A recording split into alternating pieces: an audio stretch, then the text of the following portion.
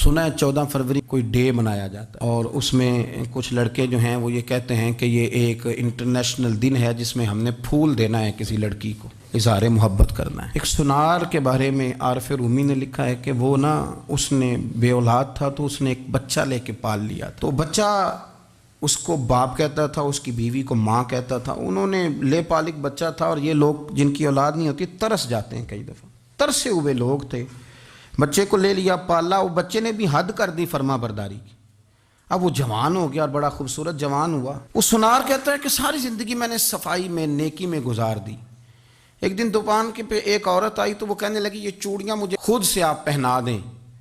وہ کہتا ہے میں نے جب اس کا ہاتھ پکڑا تو میرے دل میں غلط خیال آ گیا، میں نے غلط نظریے سے اس کا ہاتھ پکڑا، اور جب میں نے اس کا وہ ہاتھ اس نظریے سے پکڑ لیا، تھام لیا، بہرحال وہ چلی گئی، لیکن وہ میرے ذہن کے اندر ناپاکی آ گئی۔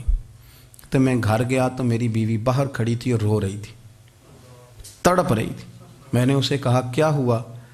تو وہ کہنے لگی کہ بچہ ساری زندگی فرما بردار رہا، میں نے ماں بن کے پالا، پر آج اس نے غلط ذہن سے میرا ہاتھ پکڑ لیا ہے اور میں تڑپ گئی ہوں، ٹوٹ گئی ہوں کہ یہ اگرچہ لے پالک تھا، کسی کا تھا، پر میں نے تو پتر سمجھ کے پالا تھا، یہ کیا ہوا؟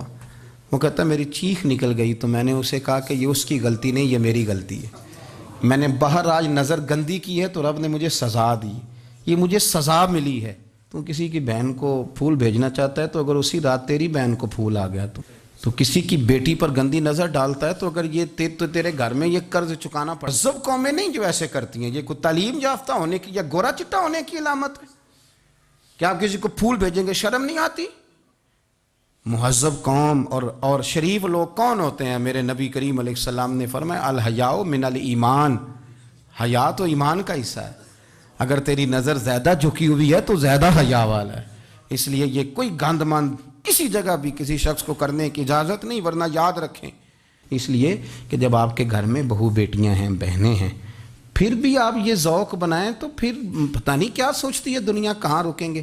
اس لیے یہ ساری رسومات ان لوگوں کی ہیں جو بے حیائی کو پروموٹ کرتے ہیں، اور پھر طرح طرح کے وائرس ان کی زندگیوں میں آتے ہیں، پھر ان کی لاشوں سے تعفن نکلتا ہے، تعفن، اور پھر یہ حال ہوتا ہے کہ وہ دفنانے کے نہیں جلائے جانے کے قابل ہو۔ اللہ سے ڈرے، اللہ ہمارے حال پہ رحم فرمائے۔ اس لیے کوئی ایسی غلط حرکت نہیں کریں، بچوں پر نظر رکھیں۔ اللہ ہمیں سمجھنے کی توفیق عطا فرمائے۔